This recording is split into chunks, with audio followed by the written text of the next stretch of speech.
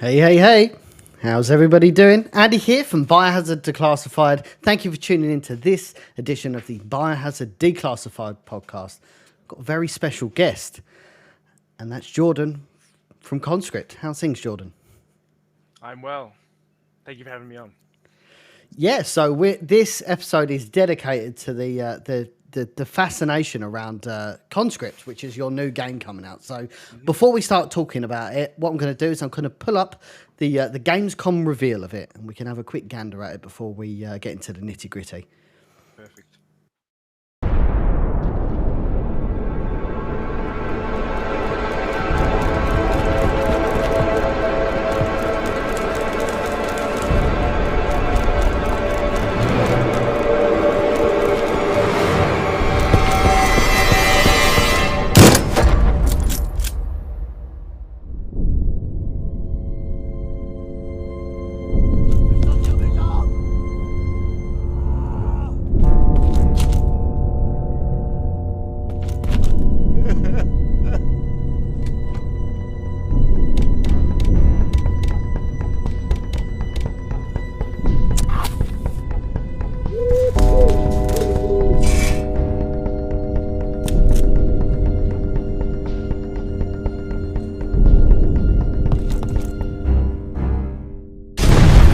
Ils arrivent! Descendez! Descendez! Ils sont dans notre tranchée!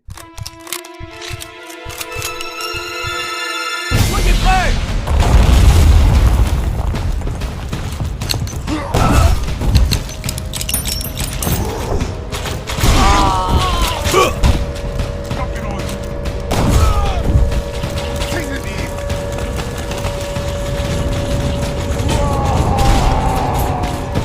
Soyez prêts!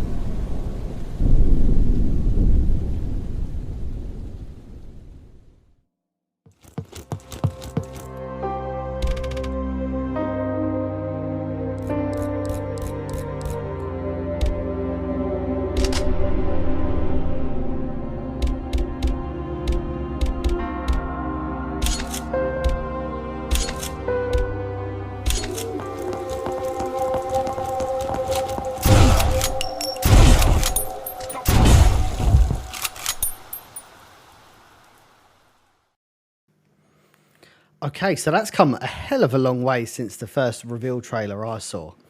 A hell of a long way. Yeah. Well, I think the first reveal trailer was March of 2020, and that was a good 18 months after that. So, yeah, a lot of progress had been made. So if you could give us kind of an elevator pitch. You've got the CEO of Sony going up in an elevator with you. Pitch it your absolute best. What is Conscript? Conscript is a classic survival horror game set during the First World War with a 2D top-down perspective. That's my pitch. I'm Signing sold. Sony. I'm sold. No, and it is a very interesting angle you've got, especially around World War One, which I really, up to a couple of years ago, I know Battlefield released Battlefield One, but it really was a completely unexplored war in terms of gaming. Why did you choose World War One? There's a few reasons. Depends how far down the rabbit hole you want me to go. But originally, I was going to have, how do I put this? The scope was too high originally, and I was going to have it so that you would go to a few different historical like locations throughout the game, kind of like a time travel type situation. And then eventually I kind of figured out that as a solo developer, I'm going to really have to focus in on one and really reduce the scope. And so, I knew I wanted to make a horror game, and I just kind of felt that World War I and horror just kind of really glued together well. And so I just kind of went with that. And, throughout the process, I've really like kind of found a new passion for World War One. I've always enjoyed history, but, being able to kind of research for the purpose of the game now has really given me like a real respect for the time period. Yeah, obviously I made the offhand joke earlier that all three of us just happen to be all of the Allied nations from from World War One. But it is a very interesting war. I think even from kind of the Tommy point of view, where it was right, you could be some 16-year-old, 18-year-old conscript, and it'd be right. Get into fucking no man's land, like your sergeant or whatever. Get into no man's land now, and then that's just your life extinguished. Absolutely, just it's gruesome.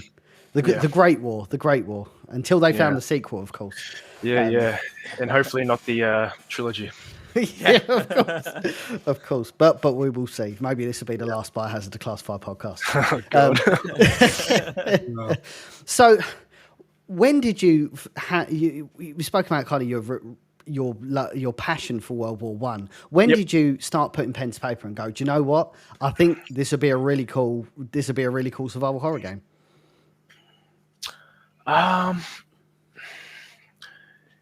There was no real. I mean, I kind of get asked similar questions to that, and there was no real like light bulb moment. Really, I literally one day just thought I'm going to start teaching myself how to make games, and at the time I was playing a lot of survival horror games, and I was like, it'd be cool to make a survival horror game. That was in 2017, and 5 years later, somehow I've created this thing, and it's crazy because like I've worked on it so hard, and at the same time, it feels like I don't really remember even working on it. It just feels like the time's flown, if that makes sense.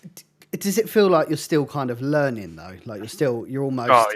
You're not quite at your peak yet. You're still absorbing. Mate, I am very far off my peak, but this whole process has just been literally just constant learning. Like I said, I have no experience before this game. I have no experience in the industry.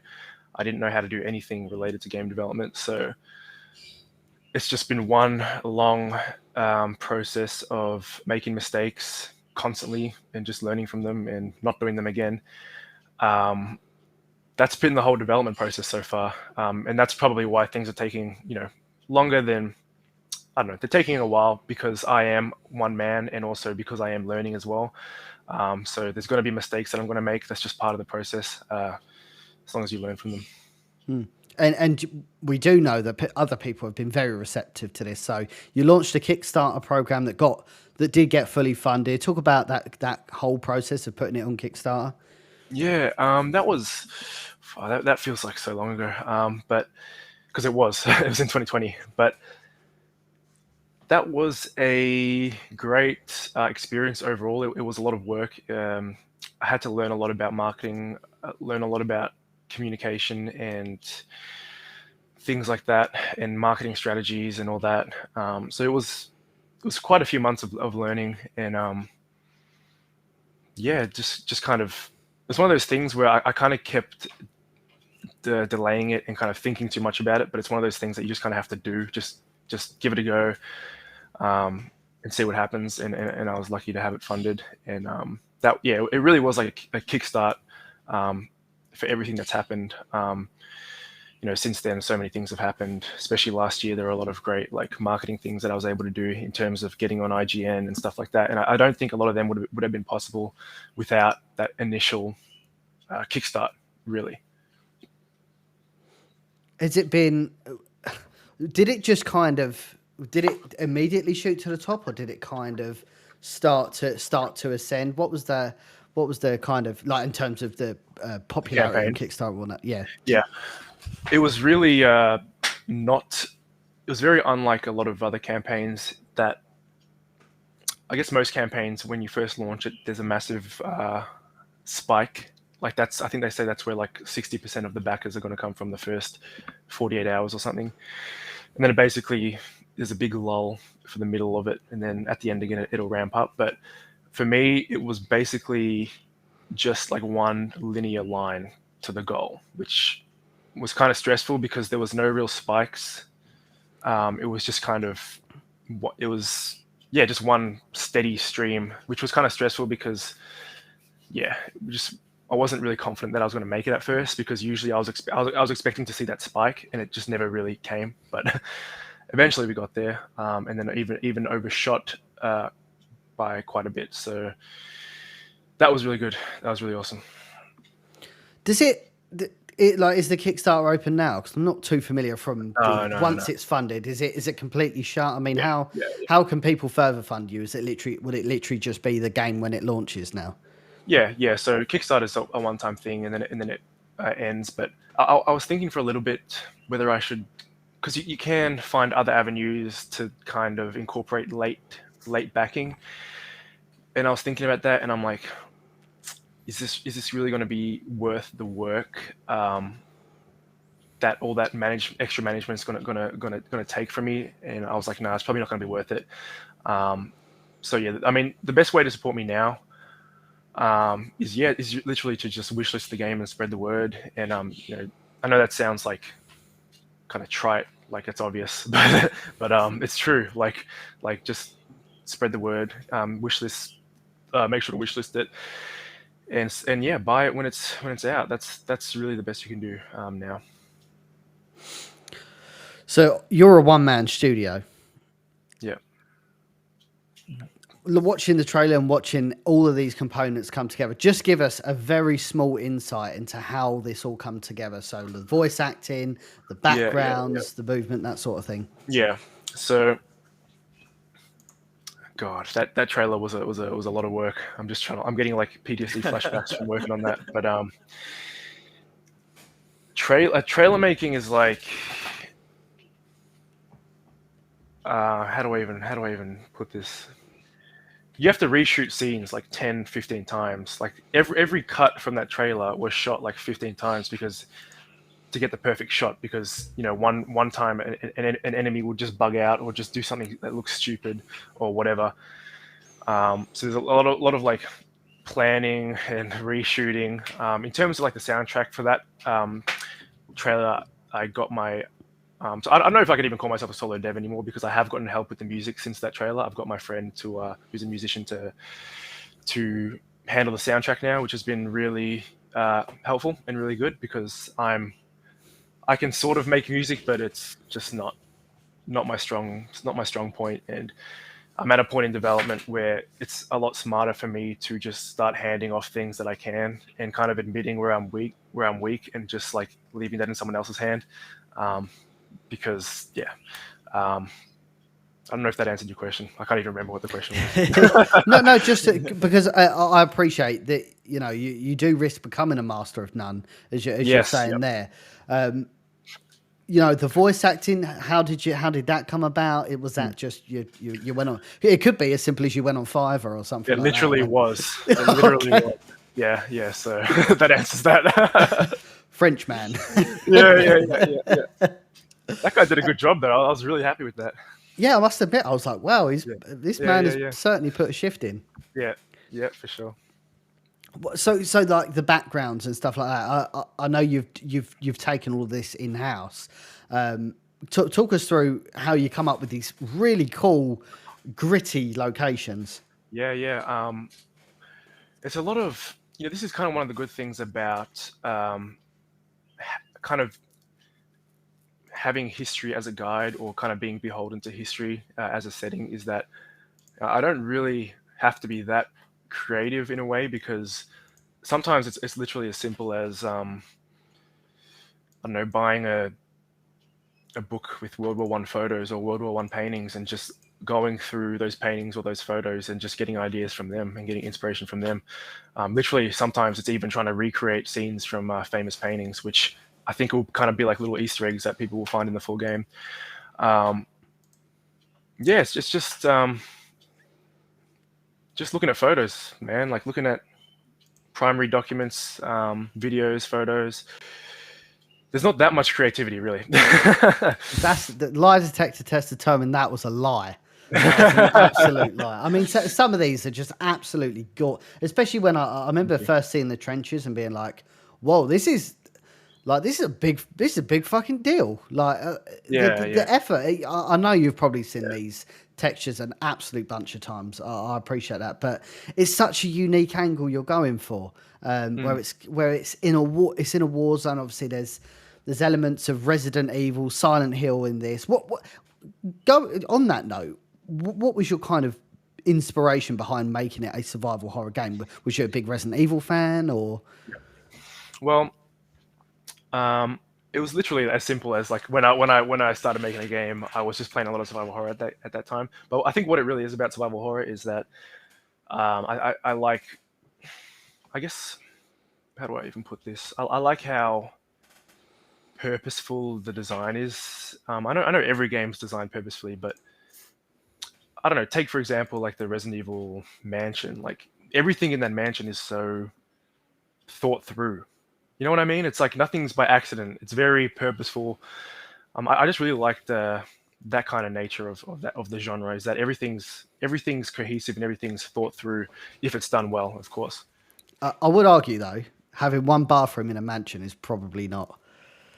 It's probably not just a single toilet. You know, if that toilet's in use, man, you got to find the crank and get to the guardhouse, dude. Get outside. Zombies don't need a shit, so it's all good anyway. But yeah, so you was a big survival horror fan, and that kind of you just thought, a World War One game in a survival horror game based in World War One. That just seems ideal. Yeah, at the time.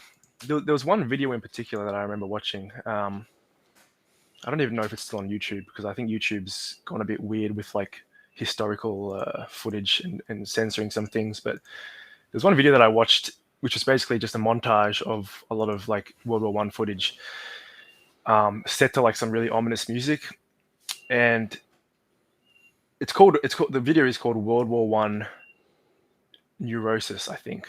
So you can look at that up if you want for anyone viewing, but it's just a bunch of historical footage. And I remember watching that video, and it might be not safe for work, so it's pretty like. Yeah, well, it's not a lot of survival horror is it? Yeah, true. But I remember watching that video and going, "Wow, this was a brutal war," and it was horrific. And I just remember thinking, why has no one made a survival horror game? Not even during World War One, but even just set during a war in general. It's not really something that's been done. Survival horror games are usually kind of beholden to oh, there's a corpse. Yeah, hopefully this doesn't get you taken off Facebook. No, that's all right. It's fine. It's fun. Yeah, it is historical footage, but I remember watching this video specifically and I'm thinking, wow, like this was horrific, and how has nobody explored this further through the medium of games? Yeah. So is it like the psychological factor? Like, shell shock was obviously a huge thing in World War One, and when the boys came home, it was very much like no one understood it. Like this mental state that everyone was getting in because they were just getting blown up, and nowadays I'm going to go on a slight tangent here, but nowadays where we're exposed to like movies and stuff like that, like the Saw films, and we've been we've almost desensitized ourselves to seeing it. So obviously it would impact us if we saw a dead body.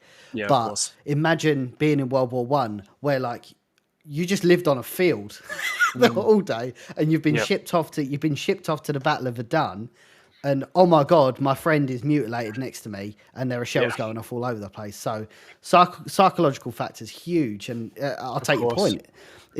I'm shocked that survival horror hasn't taken a war game like that previously. Yeah, for sure. I mean, I remember like kind of being in shock when I was kind of progressing more, and I was really certain that I was going to do this. And like kind of being in shock that this just had not been done before. And I know there was that game. I know Shell Shocked was obviously Shell Shocked, the FPS. I haven't even heard of that. It's like a PS3 game. It was set in the Vietnam War. Okay. There was one indie first-person horror game set during World War One, which got cancelled for a bit, and now I think it's getting revived. But that was the only kind of thing that I ever saw remotely similar. But I think that game's taken a more kind of supernatural approach. But yeah, I was just kind of, and like I said, not just World War One, but even just war in general. I just felt like there was not really many real attempts at a survival horror game set during an actual historical conflict, and I thought that was kind of something, I guess, an opening in the market, you could say, or something that hadn't been done before. Well, it's really interesting because war is, it's survival at its core, and it's horrific as well. So the fact that you meshed that so well and brought it to life is really interesting. Are you a historian at heart? You would say? Yeah. I actually have a history degree right there, so Yeah. It all works out. Yeah. So I remember being in my first year of my degree and just thinking, like, what am, like, this is going to be useless. Like, why am I doing this? I kind of feel like it was the classic case of kind of going into university without actually thinking about the repercussions of it down the line, kind of like that societal pressure to do that. And I remember being in second year where I started game development, just teaching myself on the side. So lucky I kind of found that, because otherwise I'd probably be doing something that I hate right now. So yeah, I must admit, I mean, you've really hit, landed on your feet on this one, to be honest. Yeah, combining all the passions. Thank God. Yeah. So talk us through. Obviously, I don't expect you to give away the endings or anything like that, but just talk us through. Let's start with the main character and where you want to take the viewers. So the game revolves around the Battle of Verdun, which was a battle that took place in 1916 with the French fighting the Germans. And it was probably one of the more horrific battles of the whole war, just in terms of body count, in terms of like just the fact that not much land at all was actually taken. I mean, really, it was like, we're talking like tens of meters here, like thousands of bodies per tens of meters. And yes, it takes place during that battle, which obviously is a great setting for survival horror. And you play as a French conscript called Andre, and he's tasked, or I guess the motivation for him is to find his missing brother who was in the same platoon. And obviously it's survival horror, so you don't find him quickly, if at all.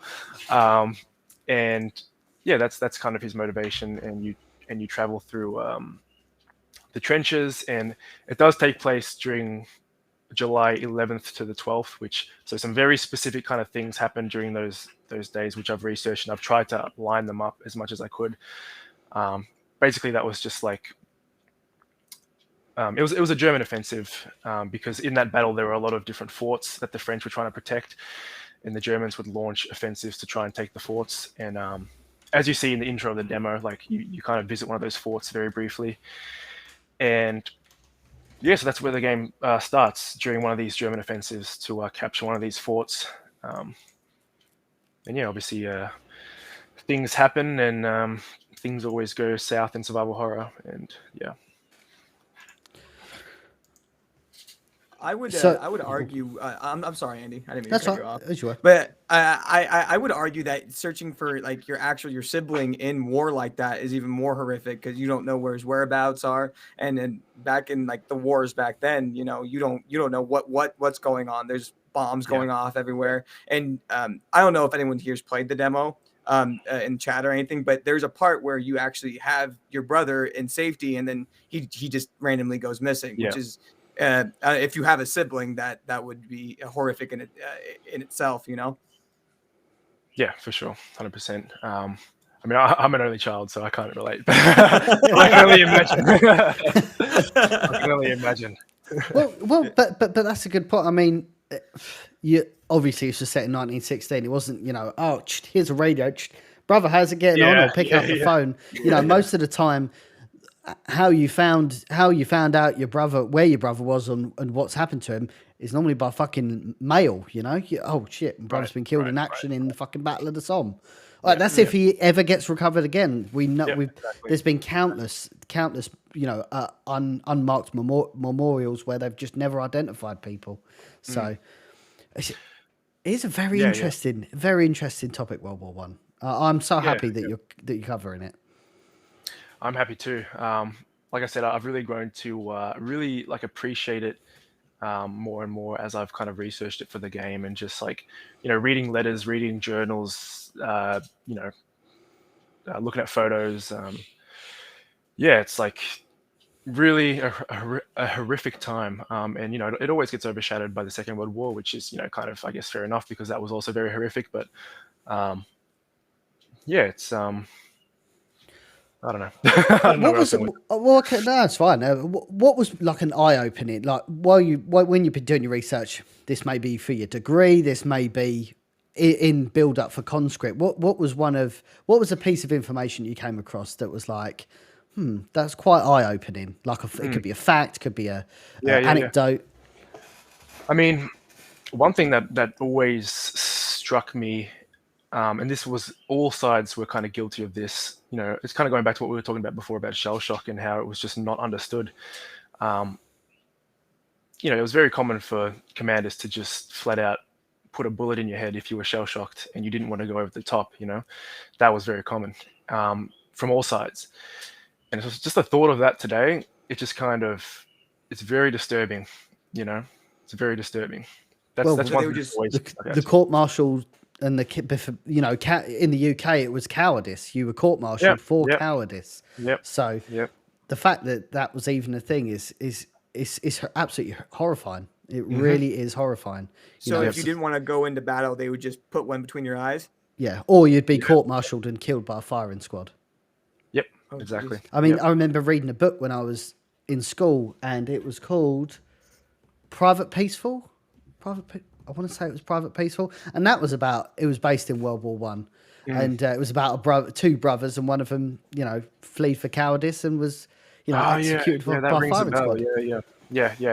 That's the thing. It was actually common for squads or not squads. What do you call them? Like platoons to have relatives and to have friends in them, because often they would incentivize joining the war with your friends, and they would say, like, you know, if you and your friends sign up, you can all be in the same platoon, right?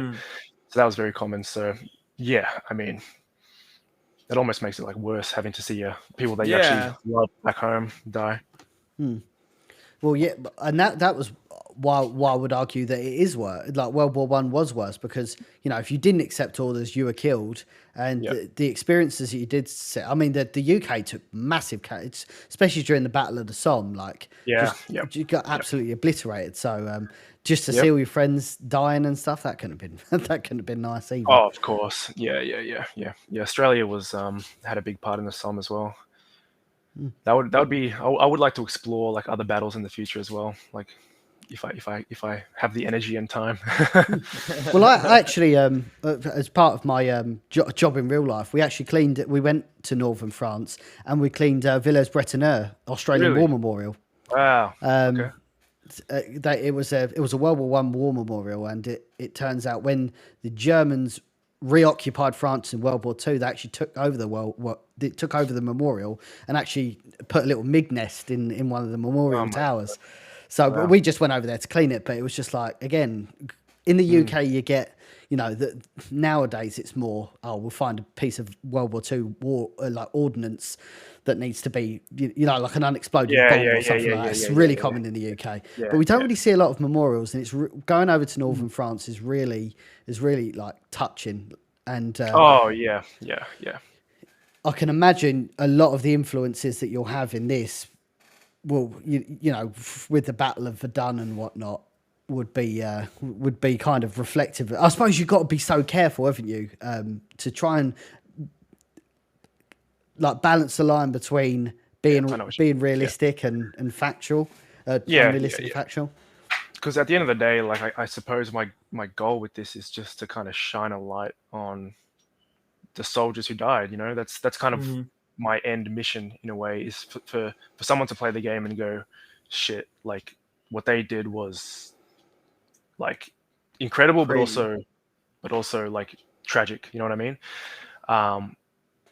So yeah, you're right. It is a fine line. Like that's why I don't know. I don't want to go too crazy with like, you got to be kind of, I don't know, respectful. Maybe respectful is not the right word, but you got to treat the source material with care, I guess. I like that because playing the demo, that makes me feel I feel even more like of respect for the main character as you're playing. He's he's fighting like 6 dudes at one time with one pistol, and Yeah, like yeah. he's like dodging bombs coming in and Yeah. out everywhere. That game gets that demo gets crazy. I've already told you, I played it about 10 times already. It is really, really cool. And Awesome. now that you say that, I have a newfound respect for the main character himself now. Yeah, for sure. I mean, that demo is like that intro sequence. I was very kind of inspired by Resident Evil 4 in a way. I kind of wanted to just throw the player in the deep end, and there are some balancing things that I have to do for the final game. I think it probably is a little too intense. There maybe might not be enough tutorialization, or there's some little things that I have to tweak. But the whole point of that intro is just to like, it was very Resident Evil 4 Village inspired, where I wanted to throw the player in the deep end and just kind of make them swim, I guess. Yeah. So Andre's trying to find his brother. Let's talk about the enemies in the game, which obviously are going to be the Germans. Is there any sort of, out of this world virus or anything like that that's going to be, or is it quite factual? Because it's quite, you leave it open to interpretation in some of the trailers. So this is like probably like the number one question I've been asked. Oh yeah. People are very curious about this, and it's kind of taken me by surprise a little bit, I guess. But because now it's always hard to look at your own work like objectively, but when I do think about it, I have left it very vague, and I like the fact that I've left it vague. I think that's kind of what I'm going for, because I mean, think about it from the perspective of war. Like the lines are gray, and it's like, put yourself in the perspective of a naive kind of soldier. I mean, the difference between the enemy and like a monster psychologically it's not that big, if that makes sense. You know what I'm trying to say? The lines are blurred. They're blurred. The lines are blurred. Yeah. So that's kind of what I'm going for. And I guess to answer your question, I'm keeping it vague on purpose, and there might be some surprises in the full game. Well, and again, just relating it back to historical facts, technology was growing at the same time. So when you had stuff like the gassing and the shelling, these are technologies that might not necessarily have been used 20 years before, back in the 1800s. So I suppose in a way, like for example, Andre might see an enemy that's or mustard gas and be oh my god, this is like some sort of alien technology or whatever. And it's it's just like a mustard grenade, dude. Yeah. I mean, World War I was like was the advent of so much new technology that it's like the first 2 years of the war, or really the first year and a half. It was like old time tactics mixed with machine guns, which were new weapons, and that's why the casualties were so high, is because people were not used to these new weapons, and they didn't really understand what they were capable of. And arguably, like weapon technology, like gassing, at that time when they were in the trenches, or when they're in the little forts, getting gas like that's got to be one of the scariest things you probably would ever see as a soldier, especially if you've never experienced it before. Yeah, I can't even imagine being caught in the middle of a gas attack. That would just be terrifying. Well, as we know, boys, the Geneva Convention didn't come in until 1949. So, no, it was a bit earlier than that, I think. I think that was a revision. Yeah, because that was a revision. But yeah. But like, these soldiers were on edge all of the time. You might think, oh yeah, I'll just, I'll have a 5-minute snooze, and all of a sudden, a bunch of Germans have jumped in your trench, and it's all out warfare. Yep, exactly. Yeah. And in the notes that are like some of the notes that you've left in the demo, like talking about what the effects of these weapons are, like the mustard gas and whatnot. It's very survival horror-esque. Can't breathing, eyes, bleeding. It's crazy. I would argue some of it's probably a little more scarier than a virus. Yeah, I mean, now that you say that, I never actually thought about it that way. That was never actually my intention to. But now that I think about it, it's very similar to like Resident Evil notes, where it's like the new virus causes, whatever what do Resident Evil Side- viruses called? Death. Everything's like massive arms with an eyeball, like Right. Yeah. And then like some of these effects of the gas, you know, they can't breathe, eyes start bleeding or stuff like that. Their skin starts necrosis. It's very on brand. Yeah, and that's what I'm saying. Going back to before, it's like, how has this not been explored? Like, this works so well. Like, how have I been the first one to do this? But it's real. What's so, and I hate to use the word beautiful, but what is so beautiful about it is it's real horror. This isn't like, oh, you know, undead zombies, undead people are attacking me. Yeah. This is real. This is a manufactured horror by people trying to win a chess game. Exactly. Yeah, that's always the scariest part to me, at least, is that, I mean, you know, war is inflicted by other humans. I mean, we all know that, especially considering the past week. That's the scariest part about it is it's not like it's not a stupid B movie horror movie. It's like it's inflicted by people. You know, that's the scariest part. Yeah, it's crazy seeing some of the side effects in the game as well. Like you see the soldiers going crazy; they can't deal with it. They're I don't know if that's just from them being scared or actually being affected by like the weapons that they're being used in the game. But it's very ominous. Very war is very one of the biggest, if like I said before, survival horror elements that could probably exist. Why did you opt for the kind of this top-down perspective? Honestly, because like that was all I could really do, because like I said, this is my first ever experience in game development, and I didn't really want to go straight into 3D kind of fixed camera stuff, because I just didn't really think that I'd be able to jump straight into that, because that's quite a big leap from like knowing nothing to straight to that. So I just kind of went for a 2D style. And I mean, in hindsight, I kind of do, I don't know. It's hard to say because things are working out and people will like the perspective, but maybe in the future I would want to kind of delve into that fixed camera kind of classic style, maybe for a sequel or something if I can. But to answer your question, it was literally just like, this is all I can manage to learn as a one-man team, so just kind of make it work. What is it built in? Like the, I guess, engine? Game Maker. It's actually a Game Maker game. Oh, it's in Game Maker. Which is crazy. Oh, wow. It's probably like the most advanced looking Game Maker game ever. I would not have guessed. Unreal. That is absolutely unbelievable. No, but at the end of the day, it works. Game Maker's just a canvas. You're the artist, and you've exactly. How many people use the fucking Doom engine and like they I know, produce these absolute unreal mods that don't even look Yeah. like it. I remember seeing a modification of Doom and it had like these like clothing effects. I was like, Yeah. what? Yeah, I remember seeing some first-person military shooter in Roblox going around Twitter. I don't even know what Roblox is, but I know that's crazy. Yeah, it is. Trust me, it is. I have a son, so I know. I'm all too familiar. I'm all too familiar. Yeah, all too familiar. But I suppose, what is it like working within the constraints of Game Maker? It's been a challenge. Like at first it was manageable because, I was learning and, it was simple and this and that. But as time's gone on and, the scope's kind of increased and I've wanted to do kind of more complicated things, it's been a challenge.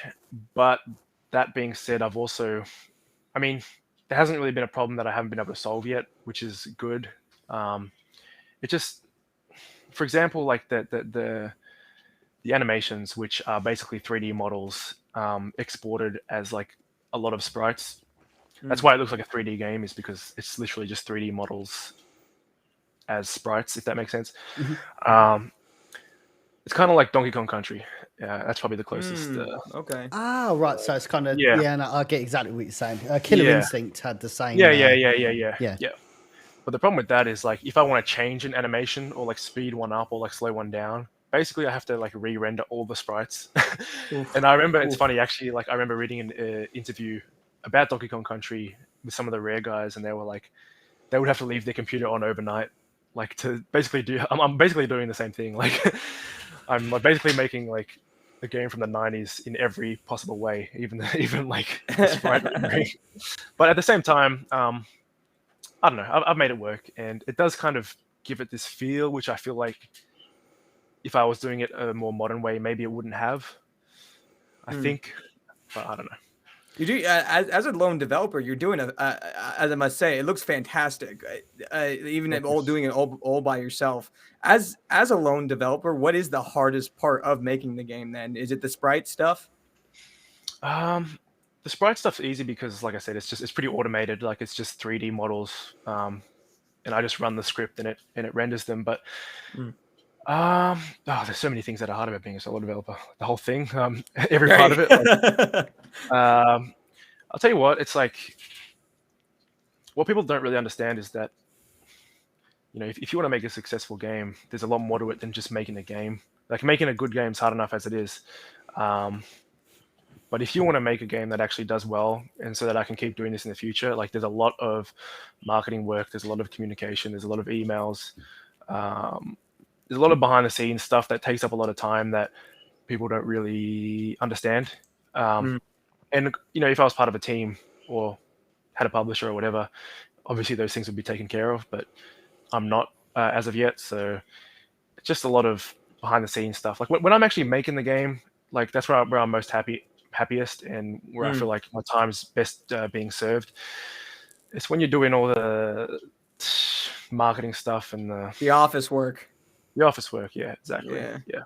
And there is a lot of it. I mean, you don't have to do it, but you won't be successful. Well, yeah, pay dividends in the end. Yeah, exactly. Yeah. So what is your, and again, this might be a bit early to say, but what is your kind of pie in the sky? Where do you want to take, do you want to kind of franchise Conscript out? Do you want to move on to other projects?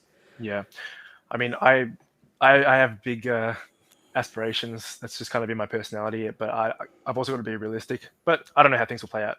But in an ideal world, I would love this to be a franchise, like even looking like 10 years down into the future. Like you could you can do any war. It doesn't have to be World War One. You know, Conscript isn't really necessarily about World War One. It's just about the theme of war and survival horror. The obvious next step would be Conscript 2 set in the Second World War, which would be awesome. You know, you could do Vietnam, you could do any war. So you didn't have prequels, you know what I'm saying? Yeah, about the Revolutionary War. Civil War or something. That would be cool. American Civil War. That would be interesting. Just there's so it's kind of like Assassin's Creed in that the core gameplay kind of would stay the same, but the time period and the aesthetics would just change. So hopefully, 10 years down the track, this is a fairly big franchise. That's the dream. And is the idea just to keep it on PC at the moment? Oh, I want it on everything. I mean, I would love to see it on all consoles. That would be like a dream come true. But going back to what I was saying, like as a one-man team, it's just like it's my time's best served just focusing on PC, making sure that's as smooth and as good as it can be. Because like I said, this is my first time even launching a game on PC, so like I don't even really know what I'm doing like at all, like even on PC. Right. But I've got to like get this right, and then the next step after that, and once all the bugs or whatever are ironed out, then hopefully shortly after we'll see it on everything. That's the dream. I think the easiest. Well, I hate to say the word the easiest. That was really patronising. But I think the easiest transition for me would probably be like the Switch or like an Android port. That's out of all the console ports, Switch. Well, Switch is a little bit difficult because it's weak, and sometimes you have to make concessions to kind of. I don't think that would be a problem with Conscript, but there's always certain kind of concessions you'd have to make to have it run on different hardware specifically. But honestly, for the console ports, I wouldn't even do that. I would outsource that, or I would eventually get with a publisher and have them do that, because I can't really be bothered doing Make that. Your life easier. Yeah. Now, I can't help but notice like a lot of the elements in Conscript are Resident Evil inspired directly. Were you playing a lot of Resident Evil 4 at the time when you were developing Conscript? I'm like always playing Resident Evil 4, like just in every year of my life. Like, It's not even a game, it's a mindset, isn't it? yeah, that's a grind set. Yeah, exactly, right. Dude, that's probably like my favorite game of all time, to be honest. Sorry, Matt, you were gonna say something? No, I was just gonna say, I noticed that in this demo that you actually had and I don't, obviously it's already prominent in the trailer and whatnot, and in the demo that you can wishlist now on Steam. There is a merchant that is actually present there, and is that a fellow French soldier then? Yeah, he is. This is just something I had to put in because I like it. I like it, man. I just had to. And then Village came out and they did the same thing, and I'm like, I've just got to put this in. Like, now I have to, right? Yeah. yeah. Well, the actual like kind of gameplay reason to like really break it down in a nerdy way is that the good thing about, how do I even break this down? I mean, having like a currency system that you can trade with the merchant with. In the case of Conscript, it's cigarettes. In the case of Resident Evil, it's like gold or whatever. Like it's a very easy way as a developer to reward exploration, and have the reward for that exploration be meaningful, because it always will build towards something from the merchant. Because like in I guess the older Resident Evil games, items are kind of few and far between, and it's one of those things where it's like it's just more dopamine for the player if you're constantly giving them like small currency amongst all the actual key items that they'll need. So that's kind of the thought process, is that like, you build this corner of the game, and like, there might not have been a purpose for it beforehand, but now you can just put some gold there or some cigarettes in my case, and have that exploration payoff, if that makes sense. Yeah, absolutely. Yeah, And yeah. was the idea to use cigarettes as currency, was that a common thing back in World War I? Yeah, it was. People would trade. There were like mini economies going on in the trenches. Trade some cigarettes for a haircut, or trade some cigarette. I don't know if you'd be trading them for guns like my game, but that's a little concession that I'm willing to make for the fun. Right. And I noticed that you also, in the save system, you sort of have an ink ribbon kind of system as well. Yep. Yeah. Just kind of seemed like a no-brainer. There is an option to turn it off, because I know in my first ever demo for the Kickstarter, it was like mandatory, and people, didn't like it, which is fair enough. So it's an option. Oh, really? You can turn on and off. Yeah, it's an option at the start of the game. Yeah. So if you want to play like old school style, you can. If not, you can turn it off. Yeah, and there's also item management. It auto saves, does it? I take it, if you don't do that. What was that? If you don't use the ink ribbon system, it just auto saves, does it? I take it. So there's also checkpoints which you can turn on or off. I just want to kind of include things that, I think accessibility is kind of important. If one person wants to play one way, or if one person's kind of scared of like the limited saves and no checkpoints, then they can turn it on. Well, it doesn't bother me. The more people that can play it, the better. Right. And then I noticed you've also added like item management as well, which is a thing that's always been in Resident Evil. A lot of Resident Evil elements. I did notice in one of my playthroughs of the demo that I actually picked up a gem that I didn't pick up for several playthroughs before. And I was like, there's a gem system where you can sell treasures. Yeah. I don't know why it didn't click in me, but I thought it was a key item. Yeah. So there's little like gems, further on in the game, you can get kind of like little, I guess you'd call them like antiques, like I don't know, like a pipe. I guess like Resident Evil 4, like a pipe, or things that fit the theme, and you can sell them to the merchant. Although the difference is in this game is that they take up an inventory slot, so it ties into the actual like item management system this time. So that's a little kind of difference, I guess. Yeah. So you keep mentioning Resident Evil 4. What is it about Resident Evil 4? Obviously, we're Biohazard Declassified, dedicated Resident Evil page. What is it about Resident Evil 4 specifically that? Because for me, it's Resident Evil 2. No matter how many times, I can always go back and play that game. Why is it Resident Evil 4 for you? I do feel the same way about RE2. I do love RE2, but for some reason, I don't know. I do not know. And I've actually tried to like sit down and actually really work out why that game is so fun, and I still can't really put my finger on it. It's just everything, and especially the opening of that game is just so amazing. Like it's incredible. And just looking at like the village section, the village fight, because I obviously have taken inspiration from it for my game, and I was trying to understand like why is this so fun and why is this such a great opening. And I think it's got to do with like the variety of places you can engage in combat in the village, and it's funny, like, you know, you look at like a Resident Evil 5, which, you know, largely speaking is not that great of a game. I feel. I think it's a good game, but not nearly as good as RE4. You know, it basically has the same combat mechanics, but it just kind of flops. It's not even really nearly as good as RE4 in my opinion.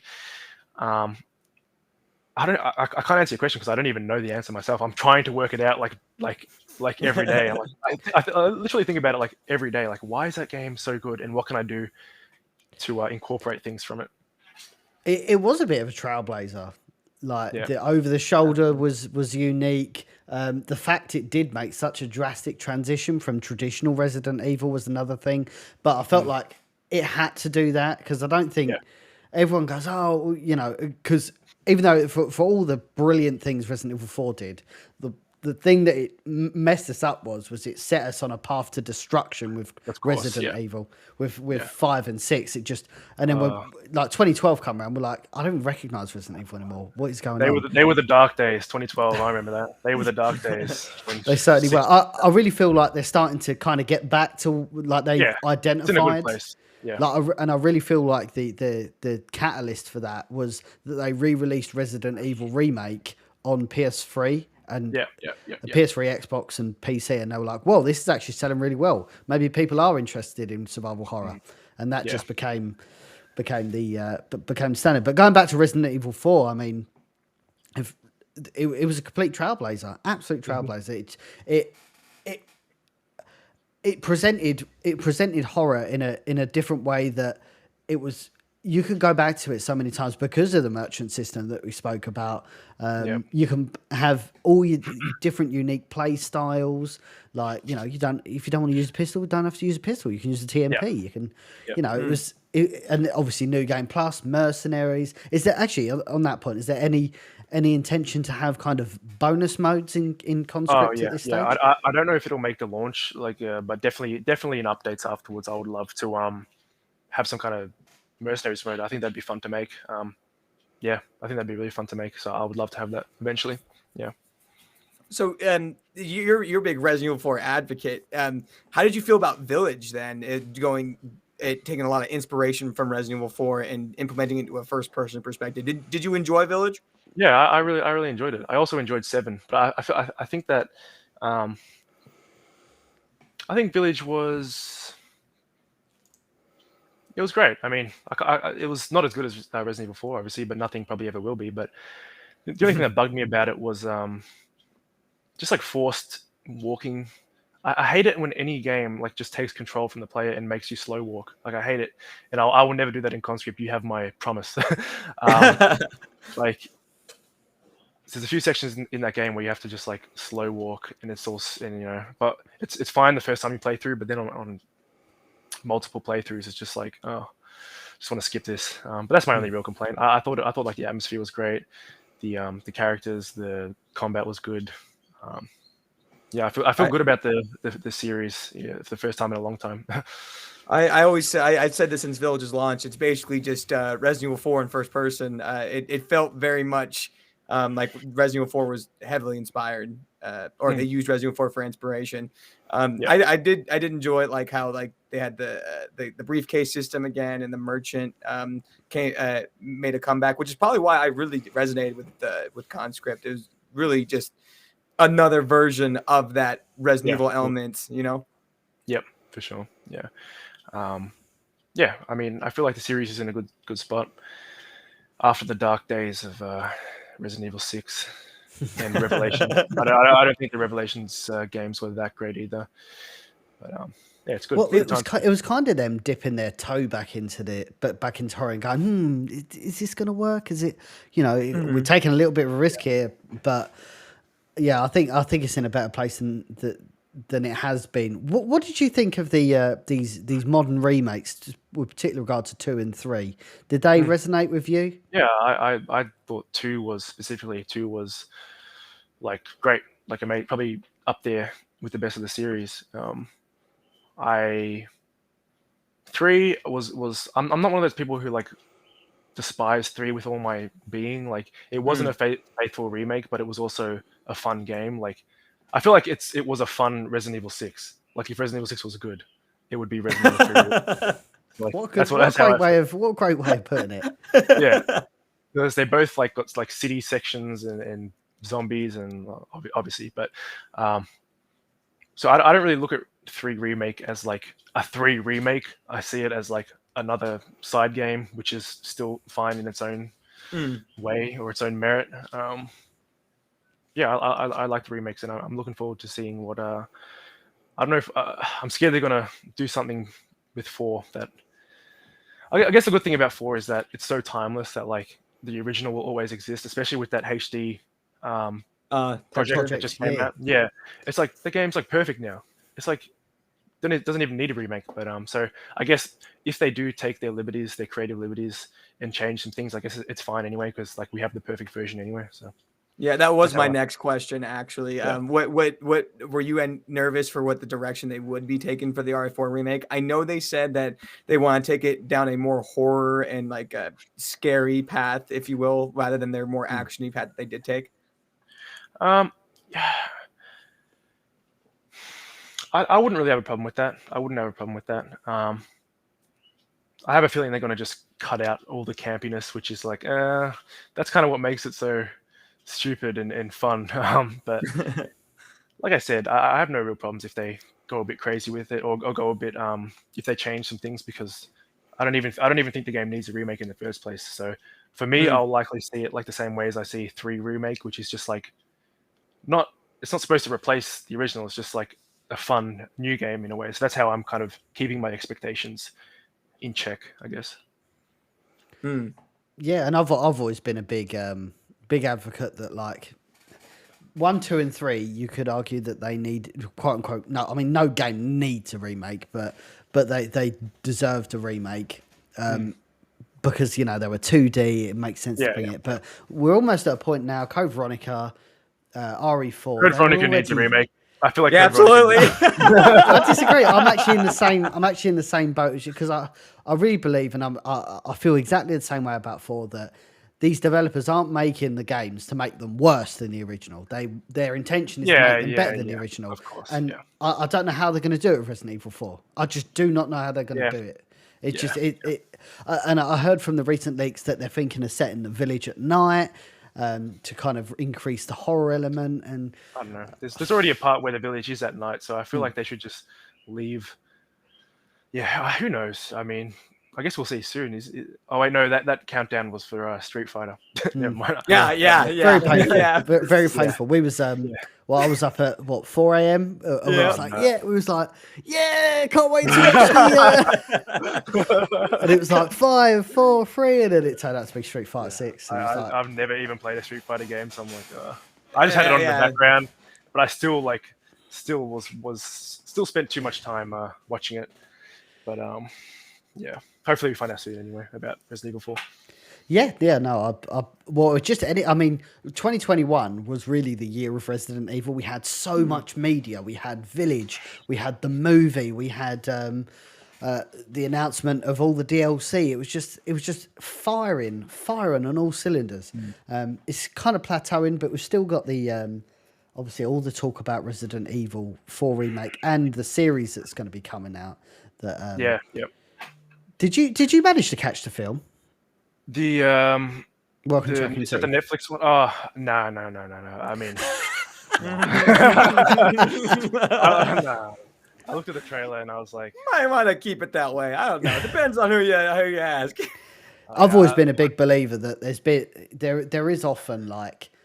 There's been so many games, for example, that have been slated over time. Like I remember Army of 2 got absolutely destroyed, and Army of 2 is like one of my all-time favorite games. And I'm not saying that Welcome to Raccoon City is the best film ever, but definitely, at least if you can obtain a copy through any means, definitely check it out. And at least come up with like take it on its own merit and your own opinion, because there are elements of it that I really enjoyed, and there were elements that I was like, why on earth did they fucking do that? I'm just, I don't know. When it comes to games, movies, I can't ever recall one that I thought was like needed to exist. I just don't feel like they need to exist. Like games are games. Well, they're It's like what they're movies doing. that you play, right? Yeah. I don't know. That's just my opinion. I've never really been into them. What, as in movies adapted Just from in games? general, live action movies from games. It's just I can't remember a time I've ever watched one and felt like, wow, this really this really needed to exist. Like, Well, now that we're on topic about it, we can definitely explore it. And like games obviously serve a purpose, movies serve a purpose, and it's a completely unwinnable situation for like Capcom, for example. So they go, right, let's bring out this new Resident Evil film. And everyone's like, oh, we want it like the games. And then others are like, yeah, but we want it to kind of tell its own story, you know, and build its own franchise. But they already did that, but people didn't like that. But if they make it too like the game, it'll risk being like something like the new Tomb Raider film, which I felt was so faithful to the games that why does it even exist? It's literally just watching like a movie cutscene. But at the same time, like if you really just wanted to watch a very, very true to its core movie, why don't you just watch a cutscene movie on YouTube? Right. Yeah, I can see that perspective. I don't know. I guess my problem with these kind of movies is that they always try and remake things that already happened in the games. I remember enjoying what were they like I was about to say anime, but it's not anime. It's CGI. The Resident Evil CGI movies. Right. I remember actually like I haven't watched them since I was like younger, so they might be like shit. I can't really remember, but I remember watching them and thinking, well, this like tells a little side story, which actually kind of like contributes to the Lore of the game. Yeah. the lore of the game. Whereas a lot of these, like I think the Welcome to Raccoon City just tries to retell the story of the first three games, but it's like that's already been done. And so people are always just going to compare it to those games. Or you know what I mean? Yeah, Right, no, right. Well, you got to think. I think if they were going to do a Resident Evil movie or a series or anything like that, maybe they should look at what they did with like Resident Evil Outbreak, where it was like people that weren't associated with the main characters, but they were in the world. I think that would work. That's a good idea, actually. Yeah, like I don't Write know, this like down, kind of write this like down. like a Write last this down. kind of situation, you know? Could be like, I don't know. I'm not a director. I don't really know, but I know. It's when they try to remake things or retell things. I just feel like it. You're right. What you said makes sense. Like G Generation and those other CGI films, they're add-ons to the games. They don't take away from the games, or they don't, they just add on to it. That's a good point. I never thought of it that way. Yeah, I mean, like I said, I haven't seen them since I was like 14, and they're still good in my opinion. But I'm the diehard RE fan, so I think 5 and 6 are good. But we're not going to get into that. Look, I do like 5. I do think 5 is like a good game. It's just coming straight after 4. It's like it's always going to be hard, right? Because 4 had survival horror in it, whereas 5 was just not that at all. I do feel like if it didn't have the Resident Evil name on it, it would be Game of the Year. Like if it was called Alone in Africa, it would be like the best all-time selling, highly acclaimed. But because it's got Chris Redfield in it and it's associated with Resident Evil, expectations, right. Well, I feel like with that game, they really should have found a way to incorporate a Dead Space 3 thing where if you want to play by yourself with just Chris or Sheva without an AI partner, I feel like that would notch the game up like 2 points in my book, to be honest. Oh, that's right. I forgot Dead Space 3 had that option where it was you had a partner the whole time. Or you could you not have a partner the whole time? Yeah, if you played single player, it would just be you. There would be no AI. I didn't but if know you that. wanted to so I feel like if Resident Evil 5 had that would be great. They did try and get they got around that in Resident Evil 6 and Revelations 1 and 2, where they kind of made the AI person invulnerable. Because again, that's a real big stickler about Resident Evil 5 is to really enjoy it. You can't play with the AI because they're fucking stupid. Like you have to play it with a friend or someone like that. Yeah, with those I remember with the Revelations games, that always just frustrated me so much. Like why were those games even like co-op, or why I think in the first one there wasn't even co-op. It was just you had an AI partner with you. It's like why it was you're just supposed AI to, partner. Yeah, it's like this is supposed to be the return to old school survival horror, and you just whenever you have an AI partner there, it just ruins it. Right, yeah, right. And it's weird because they try to incorporate like sections where you were by yourself. What was even the point of having the partner then? You know, like why did you even need that? Yeah. Speaking about kind of World War One films that have come out recently, just because we're on the topic of Conscript World War One, what did you think of 1917? I loved it. I actually only saw it for like the first time maybe like 2 months ago, and I like really liked it because everyone was kept like comparing Conscript to it with the whole brother situation, and I'm like, I've not actually seen this movie, so I can't actually like I can't like comment on that.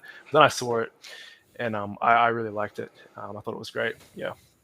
Probably like boosted your like inspired you to even keep working on Conscript. Yeah. You watch that that trench run scene, and I was like, fuck, I just want to like take on the world after that. Like, well, also, I think there's one point because they've got like a behind the scenes on it where like someone runs into the main character, he just dies. Yeah, but because it was like this high production value scene, that was like, dude, we'll just leave it in. There's no point. But it really did work. Like there's explosions and shit, and it's so good. Have you managed to check out the new Kingsman? No. Please do, because it's this kind of it's kind of like pseudo history, but it's based in World War One. And it's got the assassination of Franz Ferdinand. It's got all of the I guess the king's the king's cousins, obviously in Germany and Russia. It's got Rasputin in it. It's really. Is it a series or a movie? It's a movie. It's called The King's. Okay, cool. It's The King's Man. It's meant to be a prequel to you know the Kingsman films. You know, I actually never saw them. They're kind of like James Bond films, basically. Sort of, right? Yeah, they're basically James Bond. It's a secret service in the United Kingdom, and the King's Man, the latest one, is just how the King's Man service was formed, and it's got like some really cool things about World War One and a really cool twist at the end, and it's you're big into World War One. I think you'll absolutely love it. Yeah, cool. Cool. I forgot what I was going to say.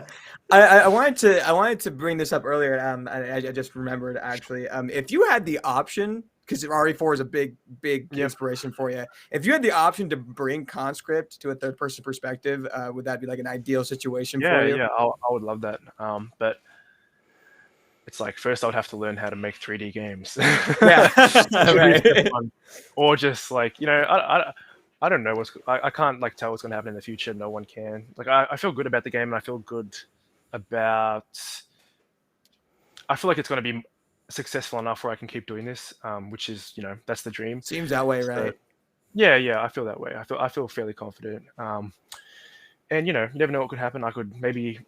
I'll make a second game with a team. I don't think I'll ever do it by myself again. To be honest with you, that's just like one of the hardest things you've ever done, right?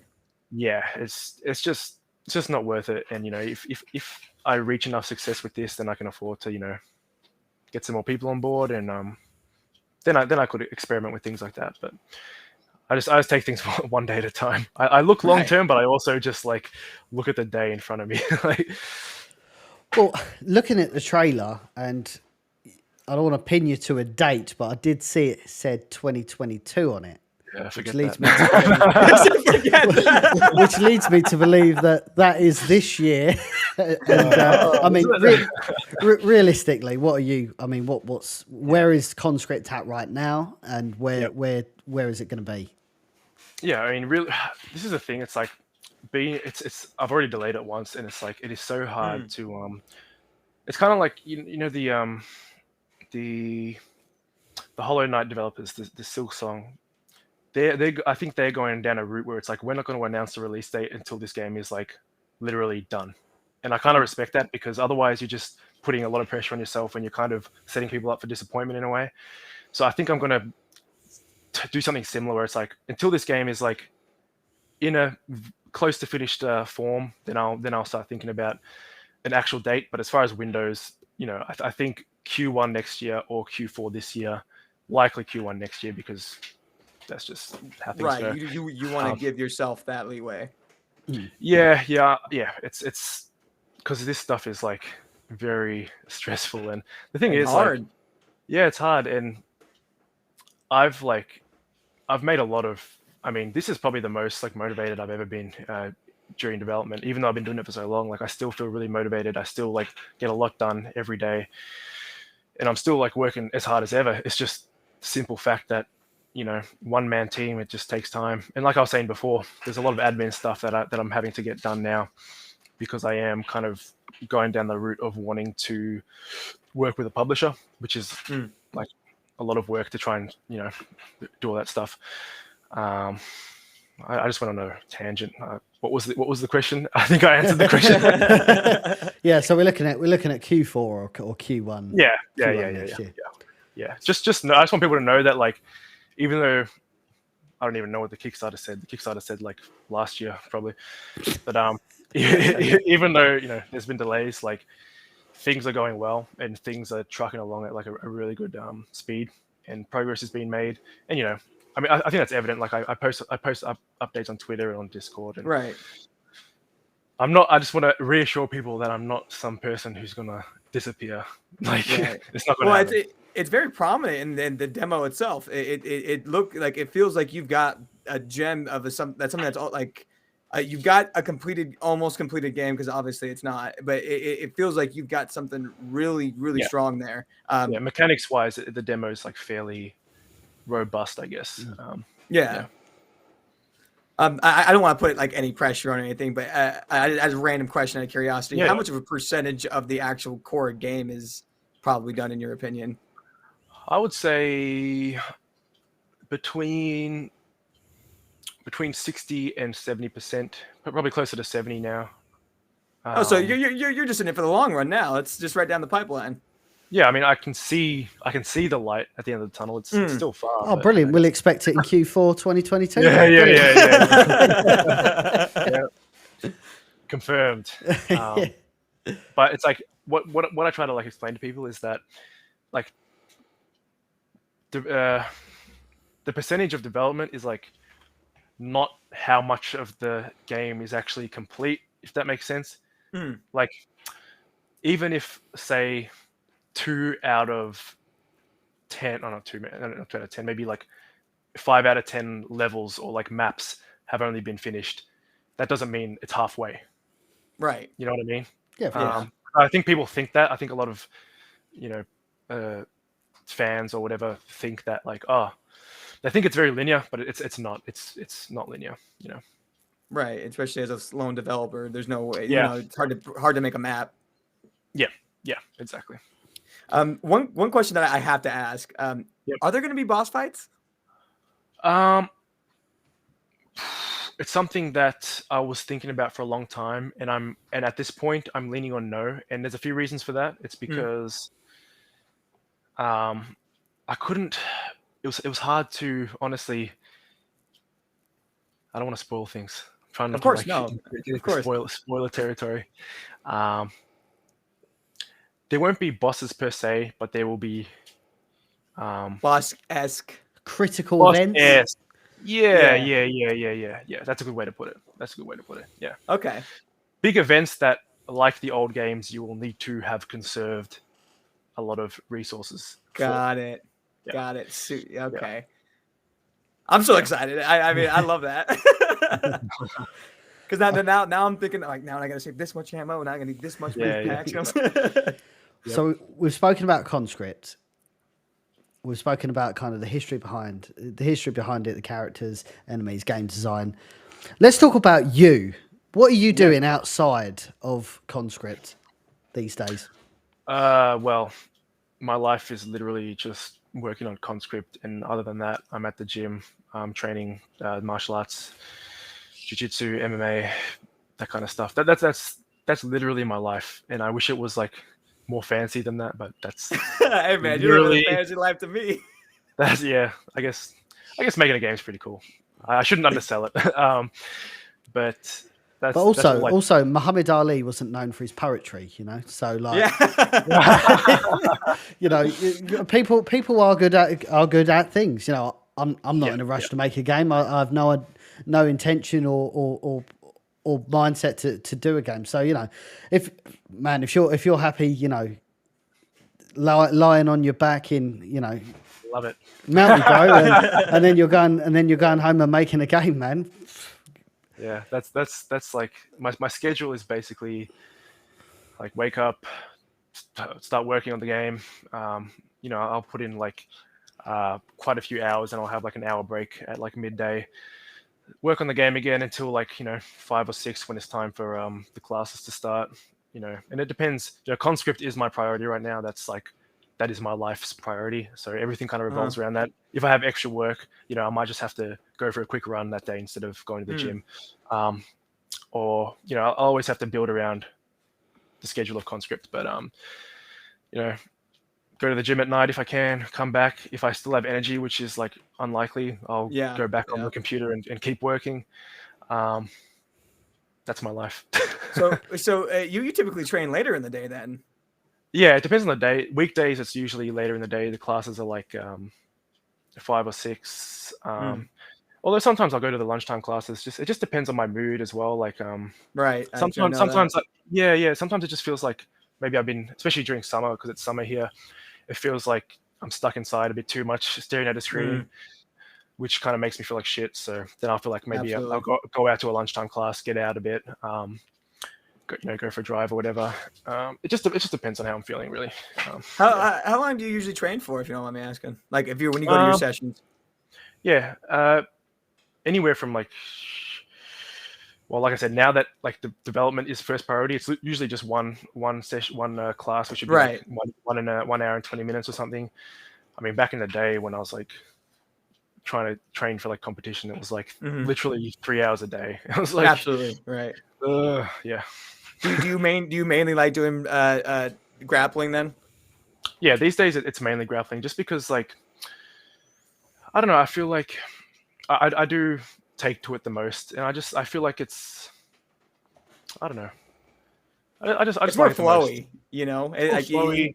Yeah. Whereas kickboxing and MMA practice is a lot of cardio, a lot of cardiovascular explosiveness. And then you definitely don't got energy to work on Conscript after that. You know what I'm saying? BJJ by itself will take that out of you.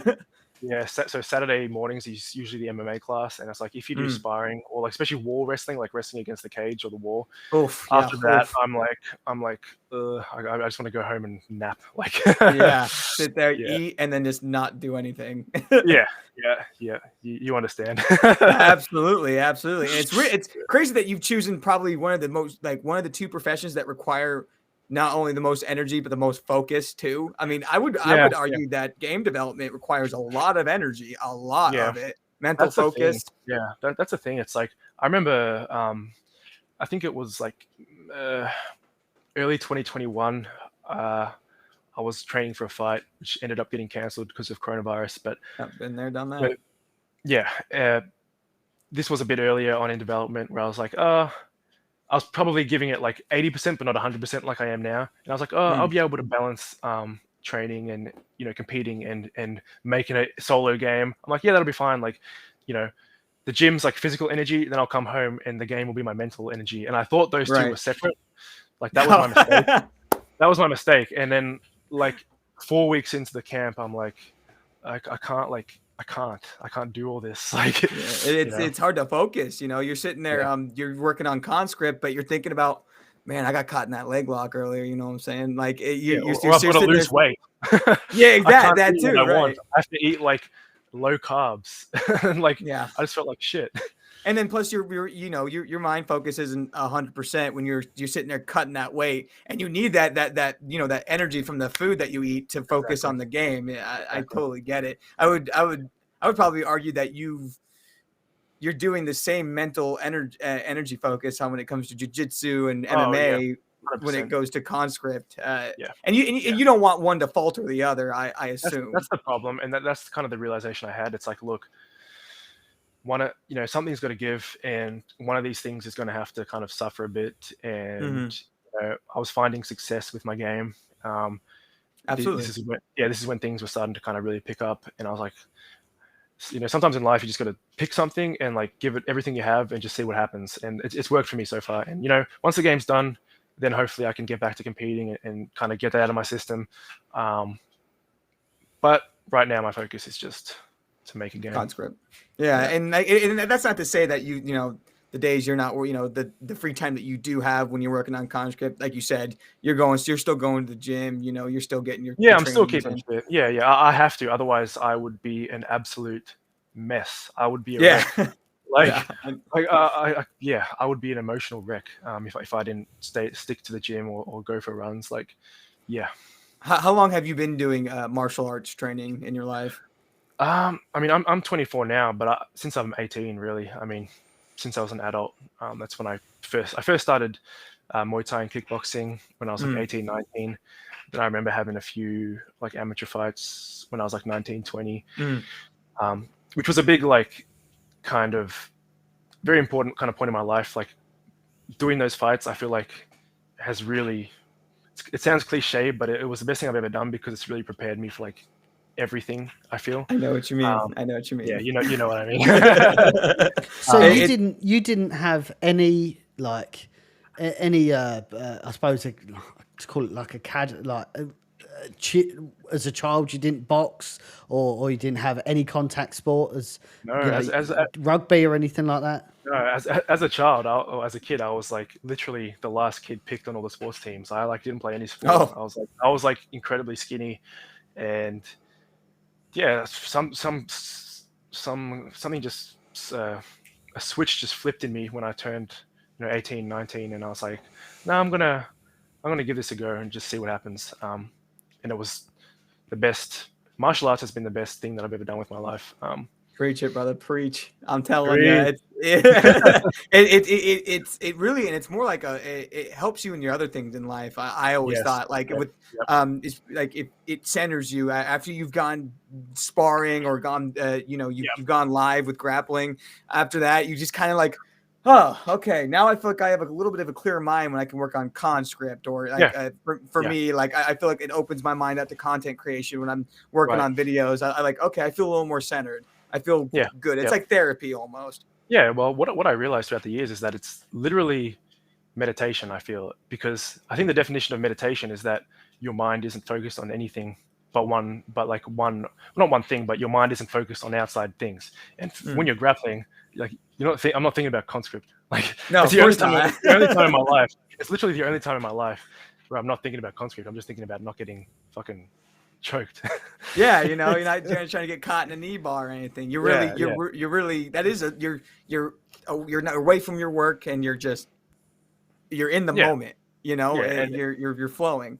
100%. And another thing that I found that it's useful for just martial arts in general, it's and I suppose maybe more so jiu-jitsu and grappling, like going through that belt system and kind of going through that hierarchy, I guess, it kind of teaches you that to get a purple belt, you don't get it easy. It's not going to be easy. It's going to be years of work. You're going to have to show up, most days. And I just kind of use that as inspiration for life. It's like, that's how life is. Like, I'm not going to make a successful indie game if I don't show up here every day and work on the game. It's just, you don't get to advance in belts if you're not putting in work. It's just like, that's how I use it to help me in my life. Absolutely. And I think anyone who practices Brazilian Jiu-Jitsu would probably tell you the same thing. Being a white belt is probably the hardest belt to get past, and then the fact that you're sitting there working on conscript thinking, oh man, like I got to put in this many hours to get to this part of the game to make people happy or even like feel happy about yourself. Same thing goes for jiu-jitsu, man. You got to put in the days and the hours to get to that one point. You totally get it. That's it's definitely a way of life. It really is. Yeah, 100%. Like I said, it's changed the way that I look at any kind of Hard work. yeah, any kind of work. This guy in the chat said jits for lazy wrestlers. I wrestle too, bro. Yeah, me too. I saw that. Man, trust me, wrestling ain't easy either. But I would argue jiu-jitsu has taught me a little bit more. You know what I'm saying? Well, I think wrestling is harder, like from a physiological perspective. Yeah, cardio. Yeah, it's like you just constantly. There's no rest in BJJ. You can get mount. You can think about your next move. Control, you can sit there for a bit. You can chill, get your breath back. In wrestling, it's like none of that. It's like wrestling was my first art that I learned growing up as a 7-year-old. Wrestling is just two unstoppable forces going all the time. Yeah. You're trying to overcome the other guy. In jiu-jitsu, you have a minute to think about your next move. It's I've certainly heard this before. Yeah. It's a game of chess. You're going to think about your next move. Yeah, and wrestling is just like it's so intense, and it's also it's just so fast paced. It's like shoot for a double, he blocks it, single, double, single, chain wrestle. It's just constant like bang, bang, bang, bang, bang. It's probably the most tiring sport, and it's probably the one sport that I've probably been injured the most in. Yeah, it's a recipe for injuries. That's Yeah. I every time I put on my wrestling shoes, I'm like, okay, I'm like, I'm gonna go wrestle. I'm gonna try to put on my knee braces, and I feel like jiu-jitsu is, man, wrestling has made me need knee braces. Dude, my knees are like, I've always dealt with knee issues, and just like, especially now, and the wrestling just kills it. Like, And like, especially when you go do road work and you're sitting there, the impact of you running on it. Oh, yeah, running plus wrestling, like, just enjoy not being able to walk. Yeah, exactly. Like for at least a couple of days. It's great for cutting weight, though. Let me tell you. Yeah. That's true. But at least as an over-encompassing point, at least you've got another output. I suppose you could almost lose you could experience really your own shell shock and just fucking working away. There's almost no end in sight. The war of making a game the end's not in sight. So at least you've got something you can facilitate your efforts in. Yeah, no, you need it. I mean, I literally feel like that's the only reason I've been able to do this for so long. 3-4 years now at the pace I've been doing it is because, and not get burnt out, is because I'm doing other things. I'm taking breaks, and I feel like a lot of developers probably don't do that, and that's why they face a lot of burnout. Or when they're trying to relax, they're still thinking about the game, which I understand, because when I'm not in the gym, I'm doing the same thing. But martial arts just gives me that kind of avenue to just like empty the hard drive in my brain and just like reset. So would you say that doing jiu-jitsu and martial arts literally kind of resets your motivation to keep working on Conscript? 100%. Yeah, that's exactly it. That's all it is. Oh man, you kind of motivate me right now. Makes me like, kind of right. It makes me like, because I got a couple more videos to work on later on. Yeah. Maybe I should just go for a run real quick. Go see the Sunday class real quick. Yeah. I feel you. Absolutely. Well, no, we really appreciate you coming on today, Jordan. Where can we find Conscript, and where can we see all of these updates coming out? Sure. So, I mean, Twitter is where I post most regularly, and that's @ConscriptGame, one word. And then you can also find my personal Twitter from that profile. Other than that, conscriptgame.com, and also my one request, if you're interested in survival horror, is to go on Steam and to wishlist the game. I know developers always say that, but there's a reason for that, and that's because, literally, it's the only kind of metric you have to success and actually selling games, and it really helps the store algorithms. So that's why we say it. Okay. So. Yeah, because if Steam sees that your game has a lot of wish lists, they're going to promote it more when it's time for release. Yeah. So please wishlist it if you. Or there's a demo up as well. There's a free demo on Steam. So if you're unsure about wishlisting it, play the demo, and if you like it, give it a wishlist, spread the word. Yeah, that's about it. As your resident content creator for Biohazard Declassified, everybody please go download that demo and wishlist it. It is, if you like survival horror, if you like Resident Evil, you're gonna love Conscript. I am in love with it. I think Resident Evil can't do any wrong, and I am in love with Conscript. I think it's fantastic. Thank you. Indeed. Well, thank you. Thanks for coming on, Jordan. Making time Thanks for for us having today. me. We'll definitely keep our ear to the ground. Any future trailers that come out, we'll be sure to stick them on. Absolutely. Stick them on just to get the name out there. But yeah, thank you. Thanks everybody for tuning in to this episode of the Biohazard Declassified podcast. I've been Andy. Stay safe wherever you are in the world. Hopefully, we'll see all of you very soon.